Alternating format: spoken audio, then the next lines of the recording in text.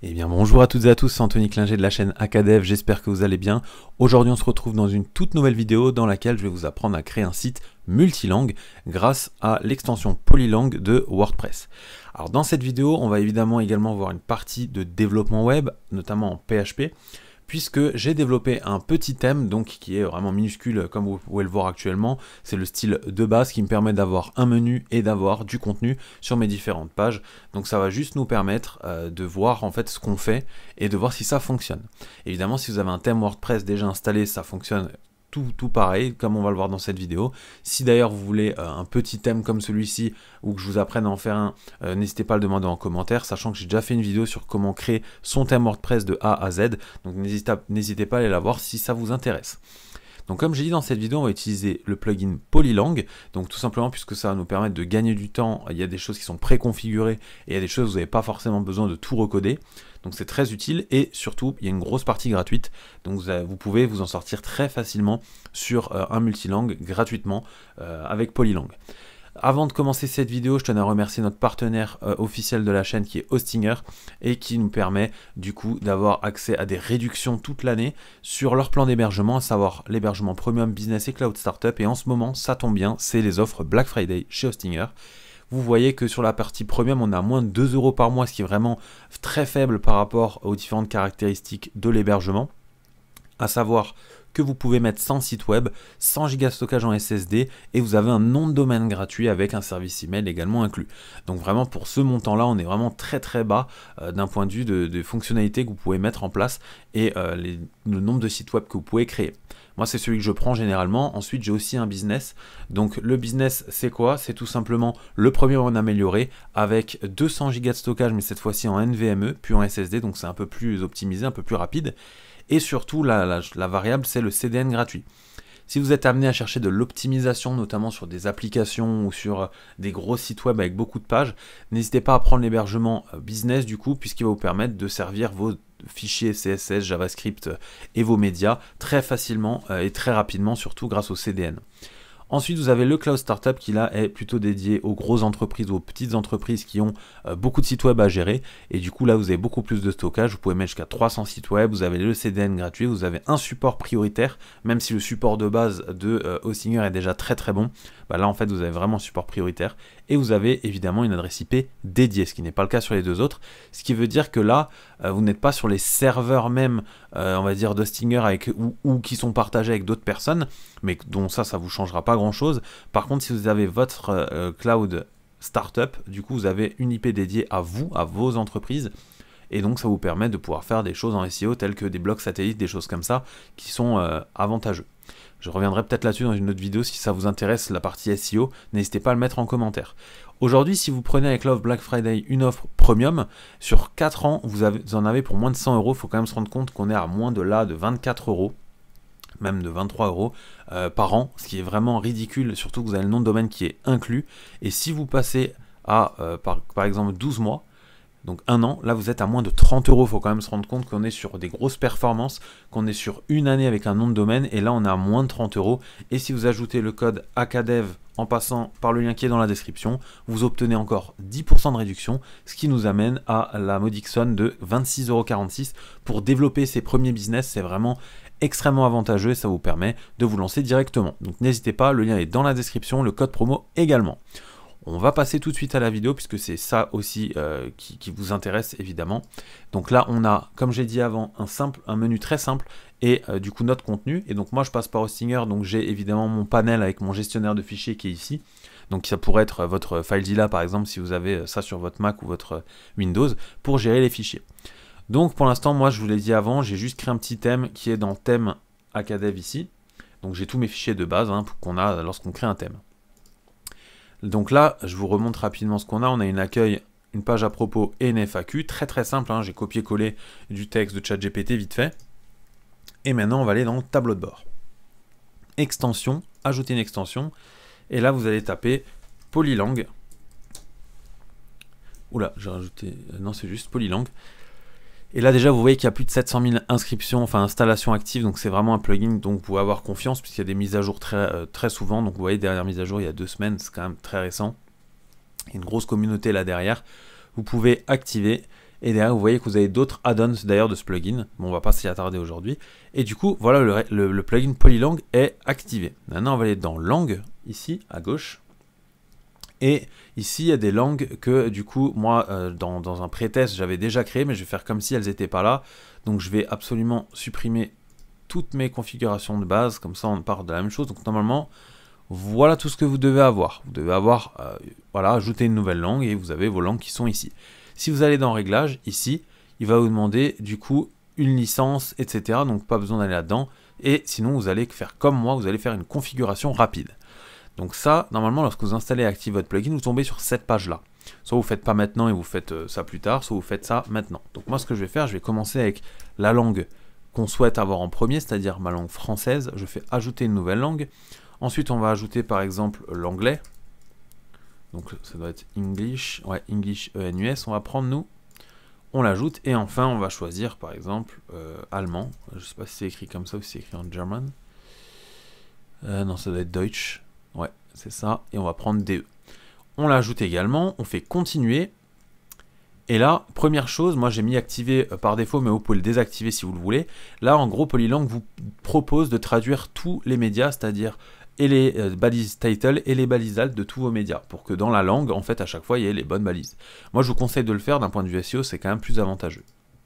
Vous faites continuer, et là, il va vous demander quelle est, du coup, la langue sur laquelle, en fait, vous allez appliquer lorsque vous n'avez pas de contenu sur certaines pages. Vous pouvez choisir n'importe quelle langue ici.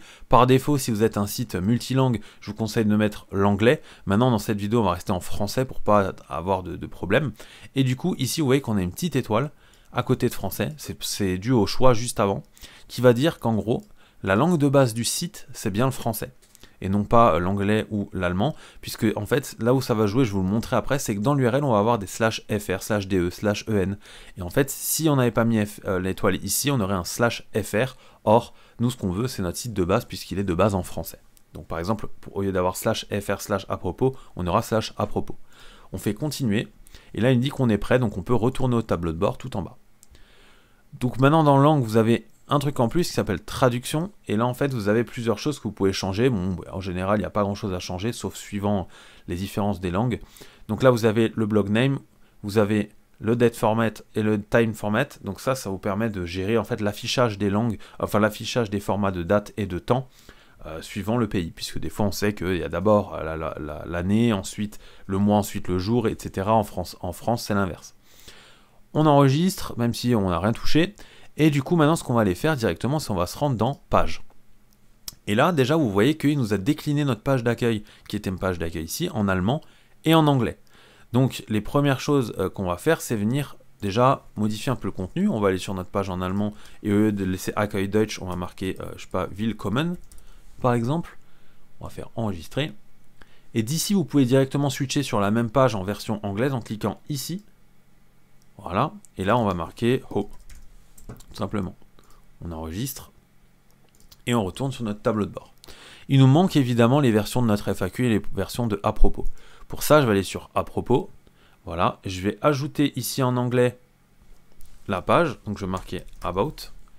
Ici, je publie. Publier. Voilà, je peux quitter ça. Je vais sur l'allemand ici. Et là, j'ajoute. Donc là, à propos, je crois que c'était un truc comme ça. En allemand, on dit, pour dire à propos de quelque chose, Après, ça peut peut-être être autre chose, hein, peut-être je me gourre, hein, je ne suis pas allemand. Voilà, on enregistre tout ça, on retourne sur notre tableau de bord, on voit que cette fois-ci c'est bon, on a nos pages qui ont été déclinées sur à propos, on va aller dans la FAQ, et on va faire exactement la même chose pour déjà le N, donc là ça va être Q&A. Voilà, on publie. On quitte ça en haut à droite, on va aller dans l'allemand, la langue allemande, et on va faire exactement la même chose. Donc on va faire FAQ avec un S, je crois que c'est comme ça que ça se dit en allemand. On enregistre et là toutes nos pages sont créées. On peut revenir au tableau de bord. Pour l'instant on n'a rien fait de spécial, hein. Si je vais sur mon site, voilà, j'ai toujours le même menu, j'ai toujours les mêmes choses, donc il ne se passe rien d'exceptionnel. C'est là que maintenant, pour pouvoir avoir accès à ça, on va aller dans la apparence menu et c'est ici que tout va jouer. Déjà, vous voyez qu'il y a plusieurs choses qui ont été ajoutées ici. Si vous aviez déjà des menus personnalisés, il les a automatiquement dupliqués sur les autres langues. Donc maintenant, je vous montre comment ça fonctionne. Ce que je vous conseille de faire en général, c'est de faire un nouveau menu. Voilà. Pardon, gérer les emplacements, voilà. Et le primary français, vous allez attribuer à un menu, le primary English à un autre, le primary Deutsch à un autre. Donc par exemple, ici le français, je peux l'attribuer à mon menu existant qui est menu 1. Ensuite, ici mon menu English, on va utiliser un nouveau menu qu'on va appeler par exemple English menu en majuscule, comme ça on sait où il est. On coche primary English, crée le menu. Voilà, on revient dans gérer les emplacements, donc le primary English il est bien sur notre nouveau menu, et Deutsch, on va faire pareil, ici on va faire Deutsch, menu, et on va le mettre avec Deutsch. On crée le menu, voilà, et maintenant on a tout ce qu'il faut ici. Je reviens sur mon menu 1, qui est donc mon menu français, hein, qui est lié au primary français, et du coup ici ce qu'on va faire c'est très simple, on va juste ajouter à la fin, maintenant, un sélecteur de langue. Donc c'est ce qu'on a ici, donc on coche langue, ajouter au menu, et on a notre sélecteur ici. La première chose à faire, ça va être de venir ici ouvrir ça et faire la modification que vous souhaitez. Vous pouvez avoir une liste avec les langues dedans, ou avoir les noms des langues, ou avoir les drapeaux. Donc moi ce que j'aime bien faire en général c'est mettre les drapeaux, comme ça au moins on n'a pas de souci de traduction au niveau des noms des pays. Et une fois qu'on a coché ça, moi j'aime bien aussi ajouter masquer les langues sans traduction, donc ça c'est pas obligatoire, et ou masquer la langue courante. Ça c'est souvent avantageux puisque si vous êtes sur la langue française, vous n'avez pas besoin d'avoir le drapeau français évidemment. On enregistre le menu, et on va faire la même chose du coup pour English menu et Deutsch menu. Vous l'avez compris, rien de très complexe. On va venir ajouter, donc là on est sur le English, on va rajouter du coup Home, About et Q&A. On va évidemment faire notre modif. On ajoute notre sélecteur de langue et qu'on va venir mettre avec les mêmes caractéristiques, c'est-à-dire afficher les drapeaux et masquer la langue courante. Je ferme, j'enregistre, on fait la même chose pour l'allemand. Je vais dans page, je vais prendre Willkommen, et FAQ. Voilà. Comme ceci. Et on va rajouter notre sélecteur avec les mêmes caractéristiques. On enregistre. Et voilà. Et là, on a déjà, grosso modo, maintenant, si je retourne sur mon site, on a déjà fait une grosse partie du boulot, c'est-à-dire qu'on a déjà dupliqué nos pages dans les différentes langues et qu'on va pouvoir, du coup, naviguer déjà sur les parties allemandes et anglaises. Donc pour ça, on va d'abord vérifier que tout fonctionne bien. Donc à propos fonctionne bien, FAQ fonctionne bien. D'ailleurs, vous voyez dans l'URL qu'on est bien sur la racine directement, puisque j'avais défini que français était notre langue par défaut.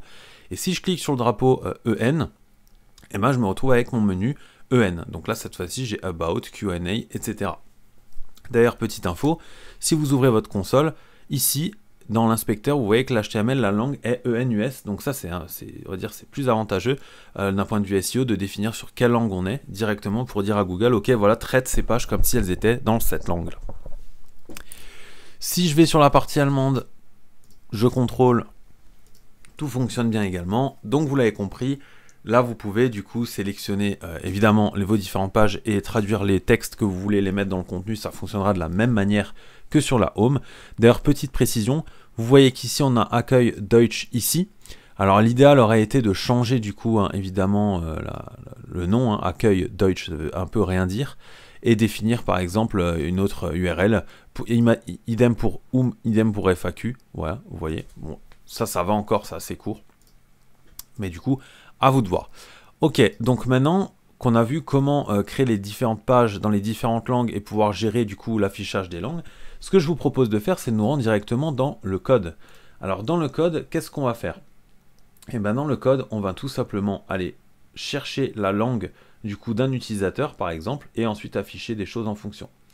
Ok, donc on va commencer par la partie la plus simple, qui va être d'aller dans WP Content, thème, Acadev, et là on va aller chercher, peu importe où vous êtes, par exemple dans, je sais pas, page, ouais, dans page, qui est en fait ce modèle-là, évidemment, et on va venir ici déjà faire un test, on va faire echo test. Bien vérifier que c'est bien relié, je rafraîchis. Alors, j'ai pas mon test qui s'affiche ici, il faut que je vérifie sur quoi on est. Ah, je sais pourquoi. Ok. Alors, on va aller dans template part content, ce sera plus simple. Template part content ici. Alors d'ailleurs dans ces content page, il me semble, je vais quand même aller vérifier. Donc on retourne dans page et c'est content. Ah, ou peut-être que l'erreur vient tout simplement du cache. À mon avis, l'erreur vient du cache. Si je rajoute ici test et que je rafraîchis page, où est-ce qu'il est? Il est là, il n'y a pas test. Par contre, si je rafraîchis, je fais tout purger, j'ai bien test. Voilà, donc c'est un problème de cache. D'ailleurs, si vous avez également des 404 sur vos différentes pages de langue, il se peut très bien que ça vienne d'un problème de cache. Donc n'hésitez pas à vider votre cache, à le purger. Moi j'ai Lightspeed puisque c'est ce qui est offert entre guillemets par Hostinger. Et c'est le meilleur en gros, hein, ça vous permet de gagner extrêmement de rapidité sur vos sites.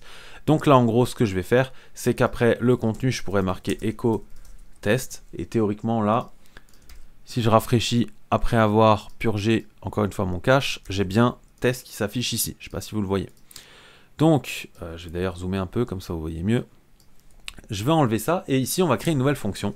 On va faire if function existe. Donc là on va vérifier que la fonction est disponible, en gros, si votre thème comporte bien, enfin si votre WordPress comporte bien l'extension Polylang.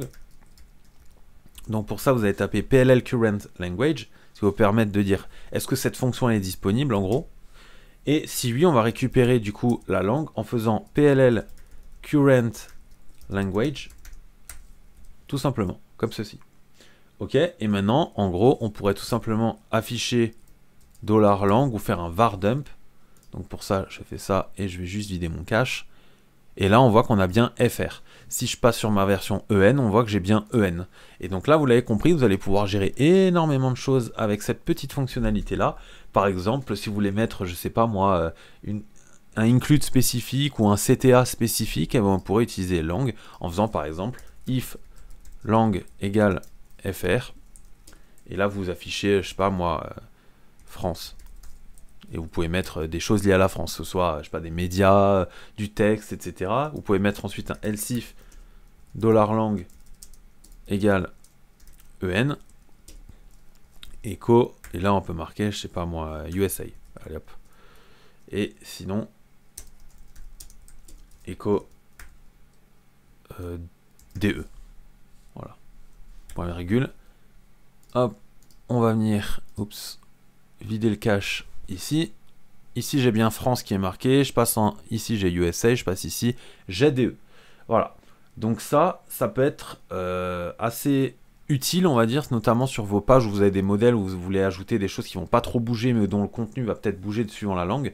Donc ça peut être une première fonctionnalité pour gérer les langues directement sur vos templates. Ensuite, vous pouvez également aller dans votre fonction.php. Alors non, d'ailleurs, ce que je ne vous ai pas montré également, si je reprends cette base-là, c'est qu'ici, vous, à la place de du coup afficher quelque chose, vous pourrez très bien aussi faire des redirections.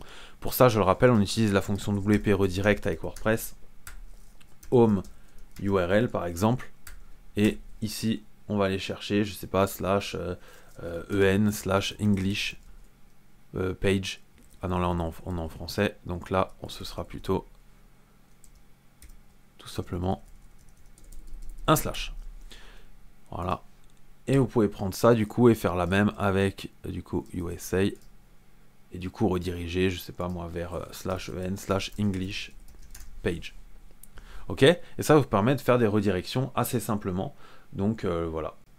Donc comme dit, avec ces différentes fonctionnalités là et ces méthodes là, on va dire avec le PHP, vous pouvez très rapidement avoir des sites traduits dans différentes langues. Vous pouvez ajouter, comme dit, du contenu, du web design différent, même des styles différents suivant les différentes langues évidemment. Donc je vous conseille de d'abord faire des petits sites avec très peu de pages pour vous approprier un peu le plugin et vous approprier un peu, on va dire, la technique afin d'avoir une méthode qui après fonctionne pour vous tout le temps, donc c'est-à-dire après vous pourrez décliner toutes vos pages, etc. Évidemment, si vous pouvez faire traduire vos textes ou les traduire avec ChatGPT par exemple 4, qui le fait très bien, n'hésitez pas à le faire, hein, ce sera toujours mieux que du Google Translate, ça c'est sûr. Et j'espère que du coup cette vidéo vous a plu. J'essaie de donner un maximum de valeur ajoutée dans mes vidéos. Celle-là, je sais qu'il y en a beaucoup qui me l'ont demandé.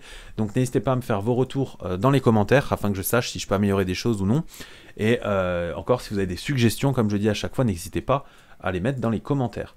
Pour l'offre Black Friday d'Hostinger, n'hésitez pas, elle dure encore une semaine. Donc là, il vous suffit de cliquer sur le lien qui est dans la description et utiliser le code ACADEV pour bénéficier de l'offre maximale, on va dire. Hein. Et du coup, choisissez l'offre qui vous convient le mieux, on va dire, par rapport à votre type de business. C'était Anthony Klinger de la chaîne ACADEV. On se dit ciao tout le monde.